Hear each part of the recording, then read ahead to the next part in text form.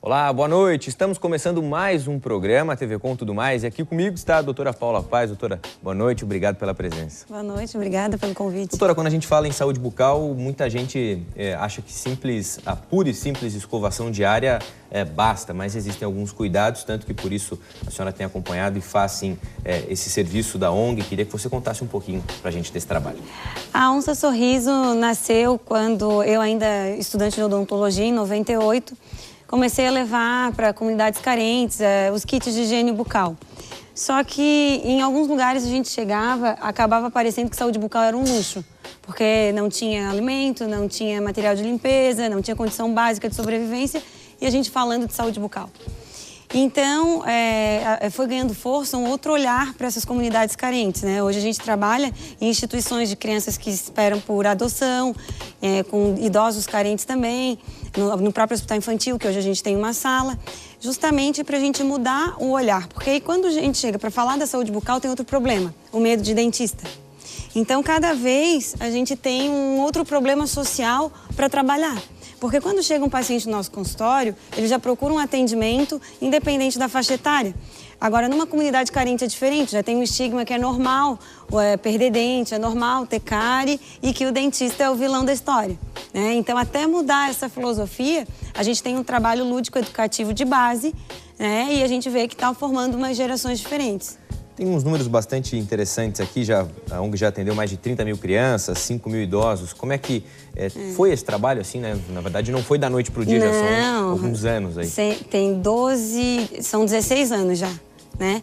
Então, assim, a gente foi começando nessas comunidades e outros dentistas porque todo o nosso trabalho da ONG é voluntário, né? Então, outros dentistas foram apoiando, e hoje o Conselho Regional de Odontologia, tanto que apoia, que eu fiz a campanha A Saúde Bucal do Bebê ao Idoso, né, para veicular no estado inteiro, a gente precisa de forças para mudar essa concepção, né? E é muito interessante porque a saúde bucal não é só um sorriso bonito.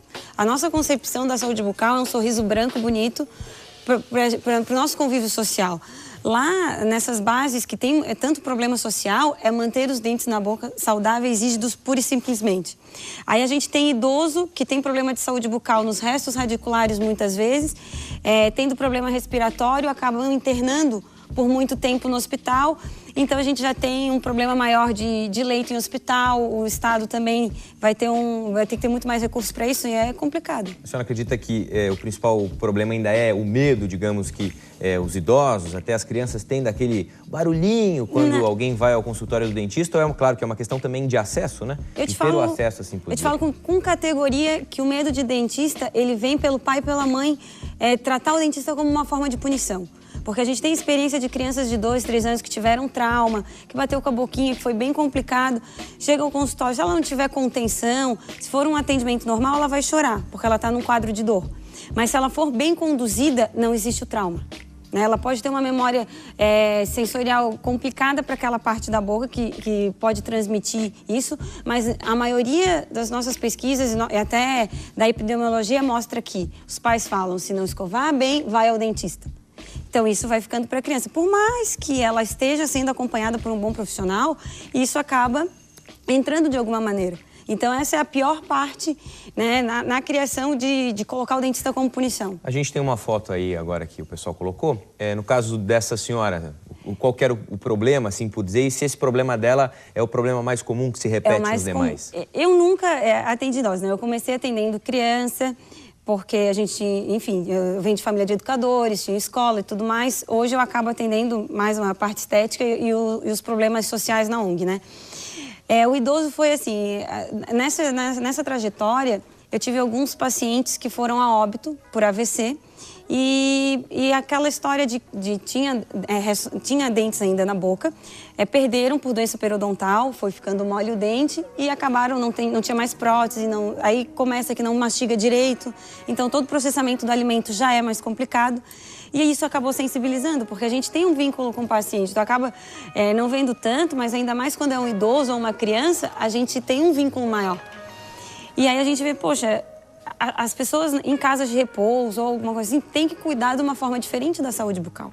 Geralmente, né? O que se diz muito, né? O cartão, nosso cartão de visitas é sim um bom sorriso, um sorriso bonito. De que maneira vocês têm trabalhado, inclusive, para que essas crianças, esses idosos tenham esse sorriso, esse cartão de visitas, assim por dizer? A gente bate na tecla de uma boa higiene, né? A gente sabe que principalmente pra gente, com a correria, nem sempre dá para escovar todas as vezes que come como deve ser, mas que pelo menos quando faz, usa o fio dental, faz uma escovação mecânica adequada, né? Não é só a pasta, que a pasta tem uma função importante, só que ela não é maior do que a ação mecânica. A remoção mecânica da placa feita pela escova e pela nossa motricidade, ou escova elétrica, enfim, ela sempre vai ser maior.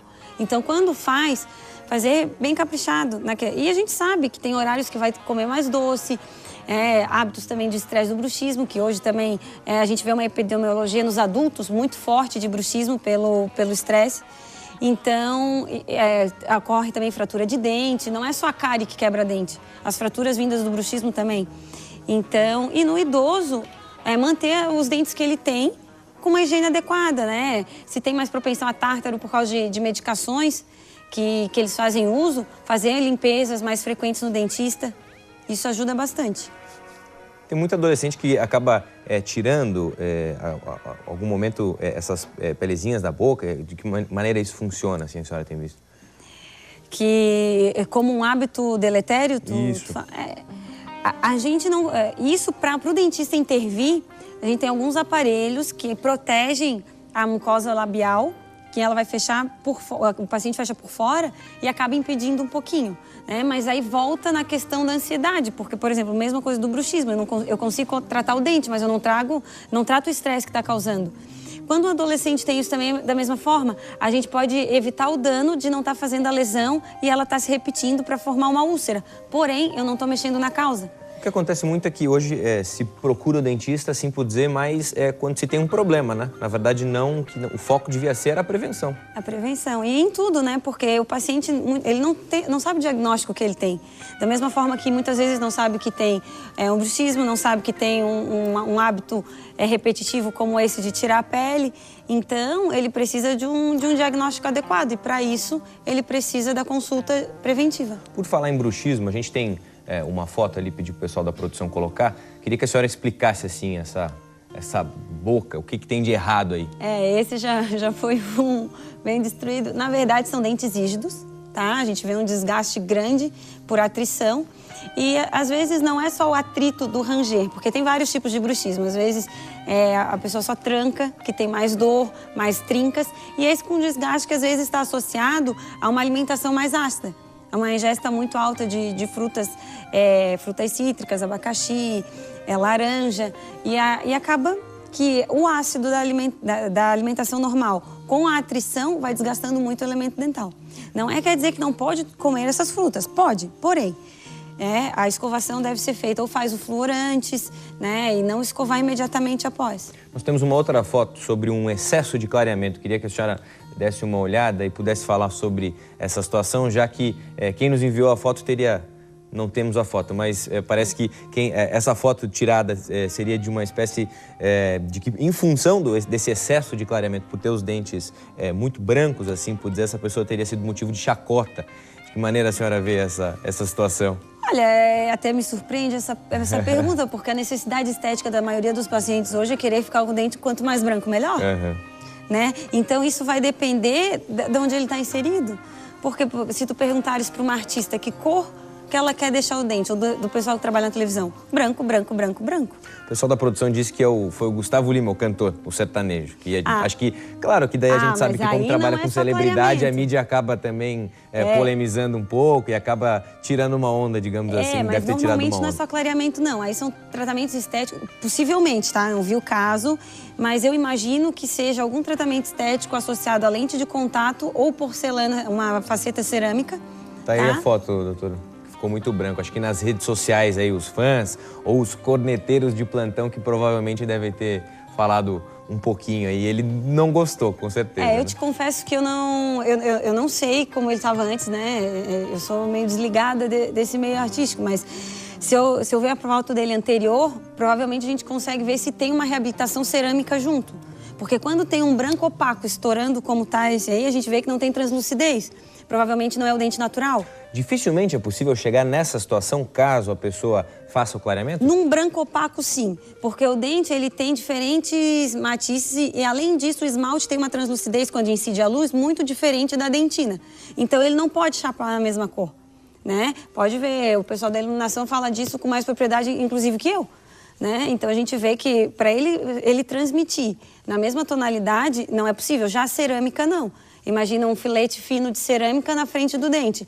Ele não vai passar a luz e aí ele transmite assim branco. O que acontece também, doutora, é que existem diversos tipos de clareamento. Eu acho que, claro que alguns mais caros, outros mais acessíveis, mas assim por dizer, os efeitos são praticamente iguais? De que maneira há essa distinção? Olha, os clareamentos bem feitos, existem duas formas que são as mais utilizadas e que a gente vê que é considerada pelos dentistas, né? Clareamento sempre supervisionado pelo dentista ou caseiro ou em consultório, seja ativado a laser ou uma outra fonte de luz, né? Os dois vão clarear. Sensibilidade, o que a gente vê? No mesmo paciente, se tu fazer hoje um clareamento caseiro, tu vai chegar no mesmo ponto que clarear a laser. Que ele vai clarear, ele vai clarear. Agora, a durabilidade dele vai depender tanto da cor que é o teu dente, dos teus hábitos de alimentação e uma série de fatores, né? Quanto à sensibilidade, o que acontece? O que eu vejo mais? Tem mais pacientes que têm fratura no dente, recessão e tocam um clareamento em cima sem supervisão, acaba ficando o dente muito sensível. Né? Então a gente vê que não é a forma do clareamento. Independente do clareamento que ele fizesse, se ele tiver uma recessão ou uma trinca no dente, vai ficar sensível. Se ele tratar isso antes, ele não vai ter problema no clareamento. Né? Então o que a gente vê? A gente vê muita falta de diagnóstico ou paciente que quer comprar o tubinho de clareamento e que quer clarear em casa porque já tem a moldeirinha, porém, a boca que ele está agora não é a de 3 anos atrás. Então a gente vê muita imprudência no clareamento. Tá certo, doutora Paula Paes, obrigado falando pra gente um pouco aqui sobre a importância da saúde bucal, tirando as nossas dúvidas e falando também do trabalho feito pela ONG Onça Sorriso.